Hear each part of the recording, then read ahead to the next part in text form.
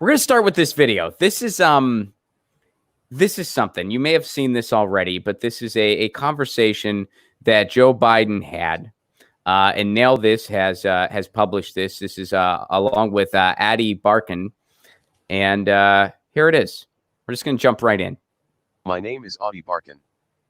I'm speaking to you through this computer voice because I have been paralyzed by a terrible disease called ALS. Over the past 4 years, I have lost my ability to walk and talk, and most painfully, to hug the people I love.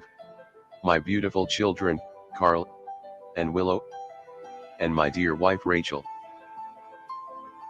Despite this debilitating disease, I have found purpose in the struggle for a more just world. This is our democracy.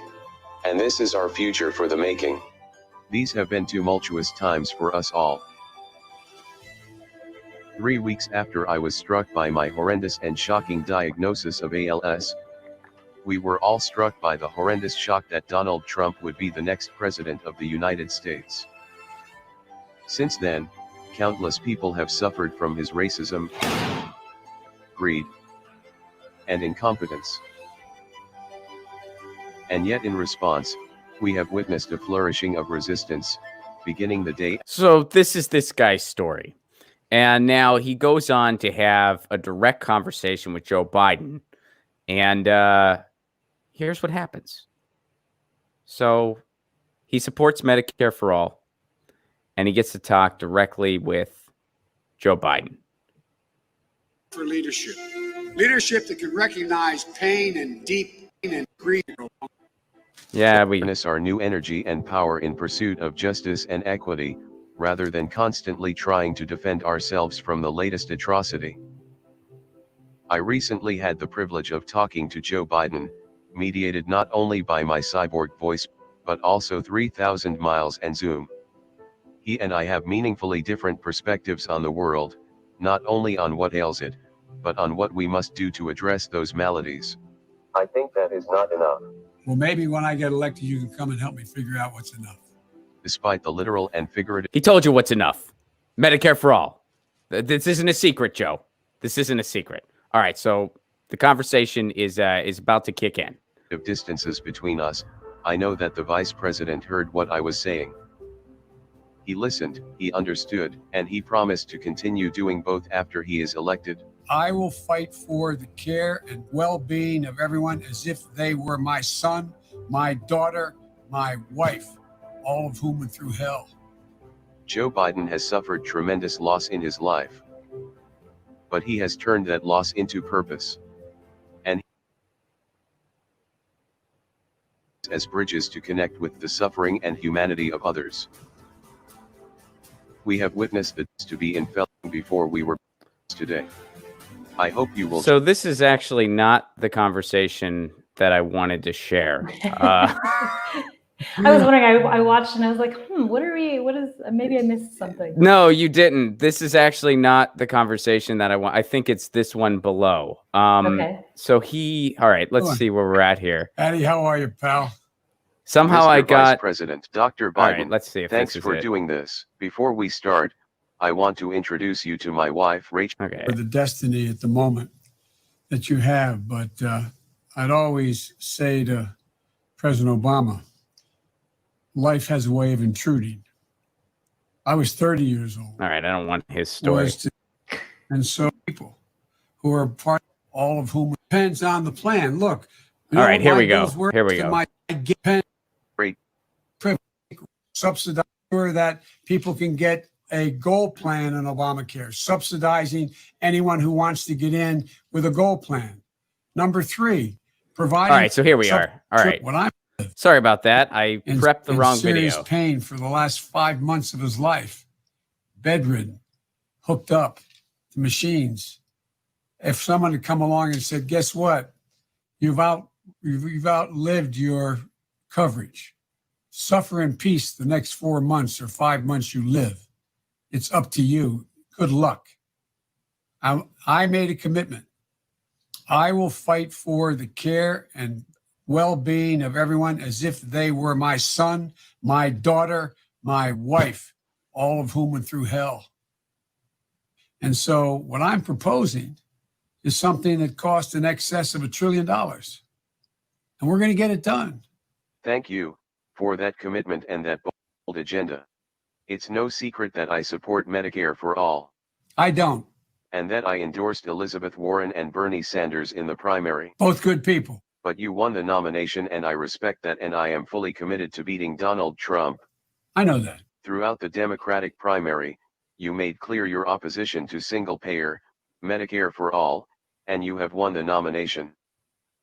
But one should be in quotes, but you know, and it's just amazing that he just said to this guy's face, because the guy goes on to talk about why he's for Medicare for all, and it's the hell he went through with the private insurance industry. And Joe Biden just immediately, I don't support it. And he gets into specifics, and he asked the question, what is the private healthcare? Who is the private healthcare system really helping? And of course, Joe Biden won't tell the truth. He won't say it's helping the insurance industry. It's helping Big Pharma, who cuts me a fat check. He won't say that. But so here's the meat of the discussion. in recent months, 20 million Americans have lost their jobs and many have lost their health insurance with it. Democrats overwhelmingly support Medicare for all. And it's especially popular among young people. And even your friend, Barack Obama, said recently that it is a good idea. Democrats aren't just running on good old ideas, they're running on good new ideas, like Medicare for all. So my question is, do you see a future where health insurance is no longer tied to employment? Will America ever have a single-payer system where health care is guaranteed as a human right?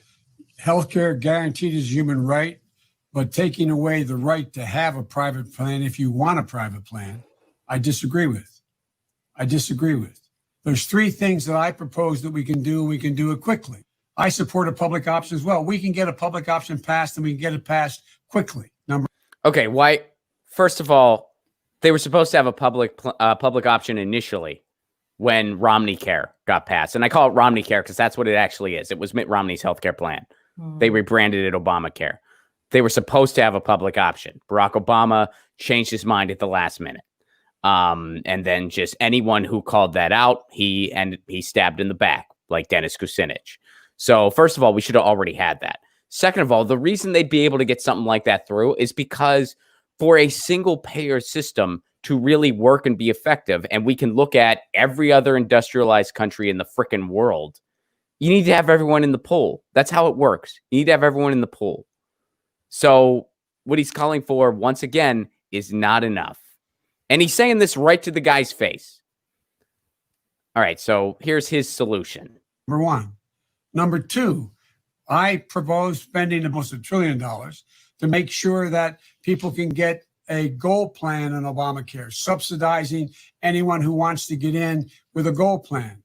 Number three, providing for the option to have home care paid for and elder care paid for, not as part of Medicare, as just a basic right. It's an absolute basic right. And so I believe we can do all the things you want to do and do them better, more quickly than with Medicare for all. But we have the same goal because healthcare is a right, not a privilege. It should be a right, not a privilege. Vice President, I hope you understand this issue is personal for me. This isn't abstract or theoretical. When I say I'm a Medicare for all advocate, I hope you understand it's because I've spent hours on hold with my insurance companies when they won't cover the cost of my care. It's because I've had to sue insurance companies when they tell me I need to pay thousands of dollars out of my own pocket for the cost of full-time care. And I have a great private insurance plan. I understand what you are saying about keeping private plans. But I guess my question is, what does preserving private insurance really do for people? It depends on the plan. Look, you know what my bills were for my hospitalization? For $280,000. I get it, man. No, you don't. I'm not new to this. I'm not where you are, but I get it. I fully get it. The cost of my son were well over $1 million. That's why we have to do the additional things, like making sure that home health care is covered.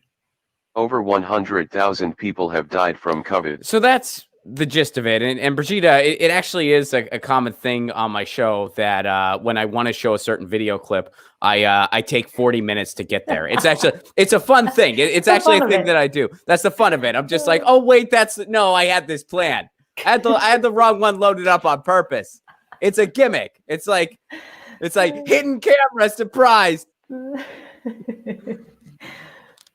So what's your initial take on that? Because mine was, he explains all these three-pronged things he wants to do instead of just a basic, obvious policy that would really fix our system in a way. And look, I'm not saying that Medicare for All is completely and utterly flawless or perfect. No system is completely and utterly flawless or perfect. But, I'll quote a musician I'm a big fan of, Billy Bragg. But last time I saw him play live in Nashville, Tennessee, he said, look, over in England, we got our problems and we got plenty of them. But there's one thing that we figured out a long time ago. In my country, no one goes bankrupt because they can't afford their medical bills. No one dies because they can't afford the care that they need. No one dies for that reason. We figured that out a long time ago, and you guys still don't have that here, and that's a freaking problem. Yeah, absolutely. Look, of course, Biden, we all know he does not support the Medicare for All, which is why he wants to build on what Obamacare was, which he helped craft, and now maybe with this public option. And the main reason is because they think it's actually going to be easier to sell to the American public, right? They think there's more support for that. And the biggest argument is taxes. But if the average American is already paying 27% in taxes and 11% additionally of their income on just healthcare, then you're already up at 38% income taxes. Whereas 37 nations in the OECD, they're paying about 35%. And that includes many other things. And the tax rate that I'm actually looking at here is something, it's called the tax wedge, which is basically including all your FICA taxes in addition to your income taxes. So Social Security, Medicare, whatever additional taxes you pay. And that just gives you a better metric of what everybody is paying out of their pocket for taxes. So if you actually look at it comparatively and look at other countries, we're already paying more for, what we're paying for private plans. And that's the argument that you're not seeing. You're just saying, oh, we're all going to get taxed, but you're already paying 11% on top of your 27% or whatever it is. And that's somewhere where I think that, and in fairness, the corporate media, because, they don't want something like a Medicare for All either, because every third commercial on their networks are from big pharma. So they also do not want Medicare for All. And Joe Biden does not want Medicare for All because he accepts a lot of checks from big pharma. And, but I will say their big baiting question, and it was a nonsense propaganda question. They were just like, well, won't Americans' taxes go up? And I will say that Bernie Sanders, he had to address that so many times that I can only imagine how exhausting it was. But I think he should have been better prepared to just deflect that and bury it. He did not hammer that away as hard as he needed to.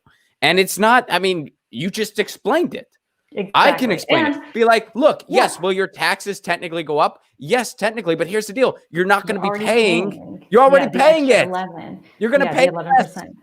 Exactly. And that's the thing. Other countries in Europe, sure, they're taxed at 60, 70% income tax, but they get free education. They get all these things that if you add it all up and then take the percentage and calculate it on top of what you're already paying in income taxes, it's probably pretty similar. And we actually might even be paying more than other countries are. Well, for healthcare, we sure as hell do. Yeah, sure, absolutely. The and fact overall, that his son's bills were in the millions, I have friends with the same thing from suffering from cancer. That's absolute insanity. Especially when the same drugs are sold overseas, exactly the same brand, significantly lower price. And that is one thing that this Biden care is going to allow you to do, is go abroad and get those cheaper drugs. But again, we'd rather give people that option. Nobody wants us abroad, though. Exactly. You have to go abroad. Hey, if they let you in, if we figure out this pandemic and they let you in, you can maybe get some cheaper drugs. Maybe. Well, and think about how silly that is. Rather than giving it to us at home here, just now you're allowed to go get it overseas. And that's another thing. I mean, Bernie Sanders had that bill that would have allowed, more drugs to come in, and it was stabbed in the back by Cory Booker. Bernie Sanders and Liz Warren, it was actually the two of them. They had that bill to get the government involved in generics, and that, of course, got shelved too, because the big pharma lobby is very, very strong. But it's just remarkable to me. Like if I came up to you and I said, "Hey, Brigida, what are you paying now on your car payment?" And you say, "I pay $400 a month." Under this new system, Brigida, you can pay $200 a month. And this insurance policy is way freaking better. Are you in? And you're like, "I'm totally in." And then I go, "Here's the gimmick. That $200 a month, it's still a way better plan, and you're getting better stuff all around, but it goes to the government instead of, whatever private bank your loan was with before." And then you're like, "Screw it, I'm out." I mean, that's how much sense it makes. It's like, why does it? You're getting a better product, right? And it's cheaper. It's just the government's doing the bookkeeping essentially, and that's how single payer works. And where have we seen that work and be efficient? Every other industrialized country in the world. Yeah, all of them, exactly. Except for Switzerland, they have some private model, but there's a lot of protections and regulation around it, so it's not at all like ours, at least not comparatively. But because of that, theirs is kind of expensive. That's and it costs. And the other thing that really still has not been hammered home hard enough is when Biden was, during the debates where Biden was saying, "How much does it cost? How much does it cost?" Which is a straight up lie. We know how much it costs. It costs half of what we're paying now. Medicare for All would cut our cost overall that we're expending on healthcare now and the GDP. It cuts it in half. So they would use that big, what was it, like however many trillion it was. Like they would use that number, like I think it was like 3 or something like that. They would use that number to scare people. And what they didn't tell you was our current system over as much time is costing twice that. So we're already paying that. We're already paying. That's my point. We're already paying. It just, where are you moving the numbers and how are you, like, what's your metrics for measuring that? It's just shifting things from one place to the next, but it's actually shifting the burden off of us as individuals. Do you think Biden knows better, or do you think he's really that tone deaf? I think he knows better, but I think he truly, really just doesn't support it. I mean, we're talking about the corporate party on both sides. They are pro-corporation. So they don't, of course they know what they're doing, but they truly don't support giving more to average Americans. Yep. For free. Well, so here's something else I wanted to kind of point out on this. And this is also a video. I got the wrong one queued up. So give me a solid hour and a half and I'll be right back with you, Brigida. Hold tight. I'm sorry again. I'm a little embarrassed. Okay. Don't be. So Hillary Clinton shared this. And if the print's too small, she goes, "Healthcare is a right, not a privilege," even though there's footage of her saying that single payer will never come to pass. This important conversation between Adi Barkan and Joe Biden gives me more confidence than ever. We'll realize that truth in our policy soon. So it's interesting to me that, and I think that she doesn't realize that in this conversation, Joe Biden is the villain. She doesn't realize, because if you really watch what he's saying to this gentleman, he's pretty much saying, "I'm not going to help you, and I don't support what you want. And I won't." When you ask the question, I mean, the most poignant moment in that discussion was when he said, "Who is the private insurance company really helping?"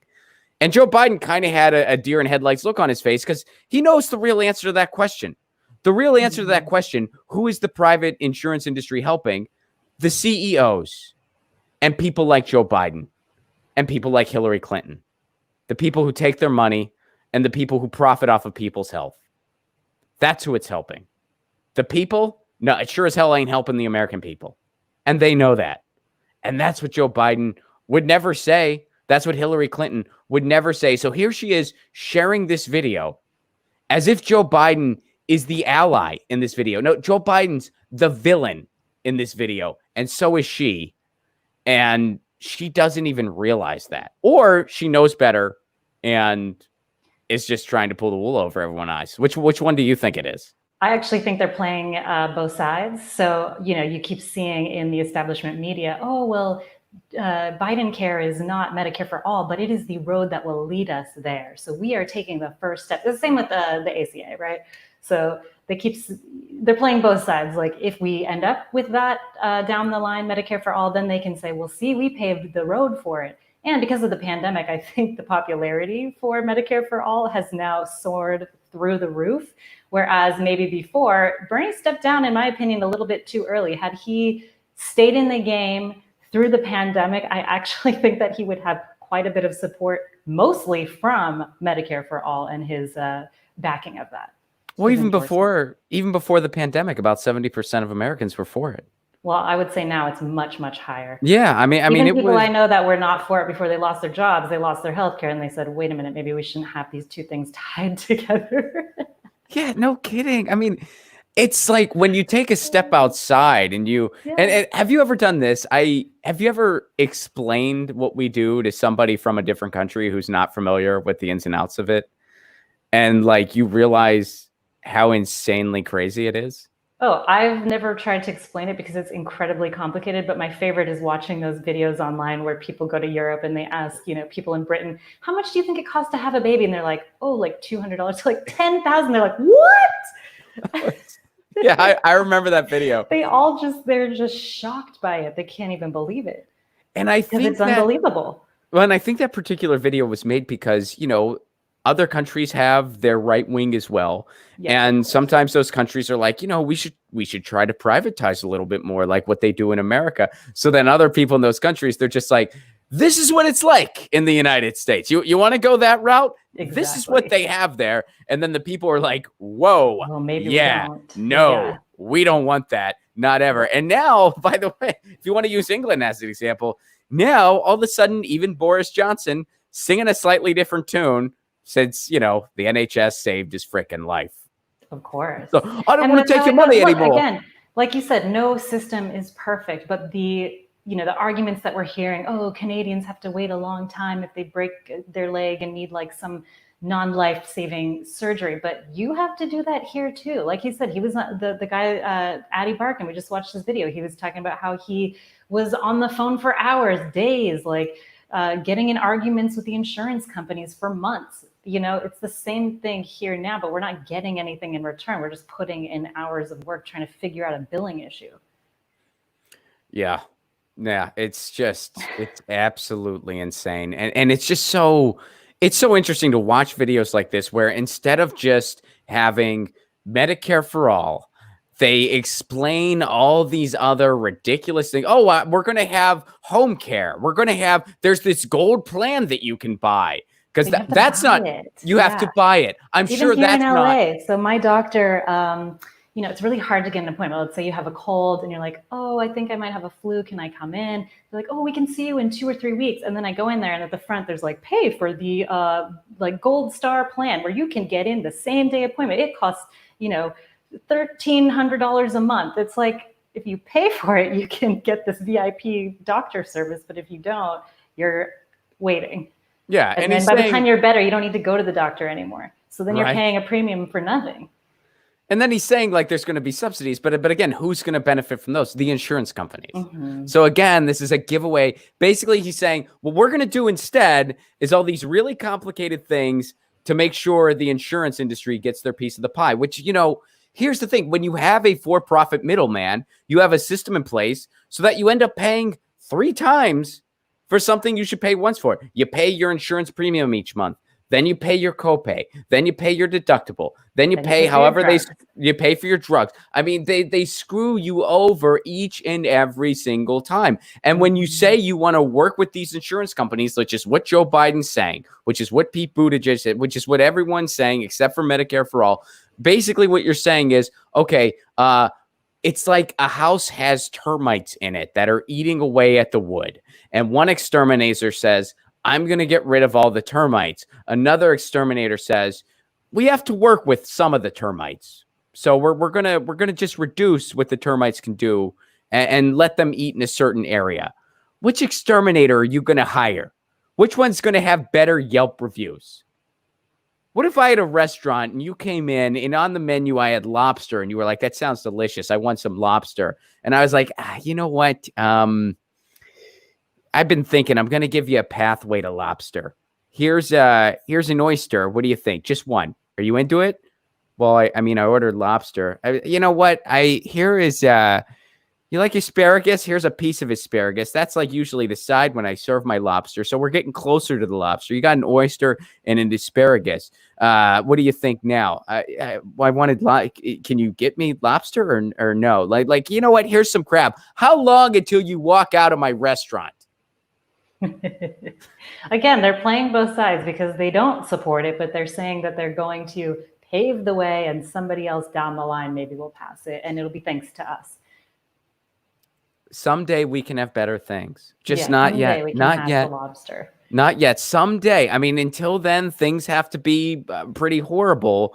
But Trump's more horrible. So what do you know, like that's here, you know, Republicans need Democrats because Democrats are allowed to be so ineffective because of how horrible Republicans are. Similarly, Republicans are allowed to be as horrible as they are because of how ineffective Democrats are. Because every now and again, people are just like, these guys are doing absolutely nothing.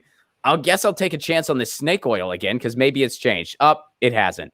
And that's bipartisanship. That's our system. It's wonderful.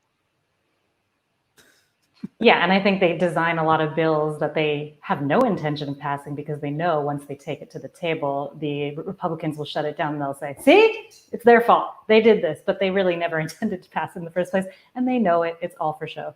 And they started a compromise position anyway. They started, hey, Green New Deal, we're not touching that. Medicare for all, we're not touching that. Here's this compromise, lame, weak, middle of the road, pandering nonsense that really gets nobody excited. So Republicans are just going to make it even worse. And then there you go. We're done. Yep. Get your news on with Ron. Don't you want to know what's going on? We're getting our news on today. Get your news on with Ron. Don't you want to know what's going on? We're getting our news on today. You can tweet me an article at Ron Placone. We'll go through it together and make it our own. Get your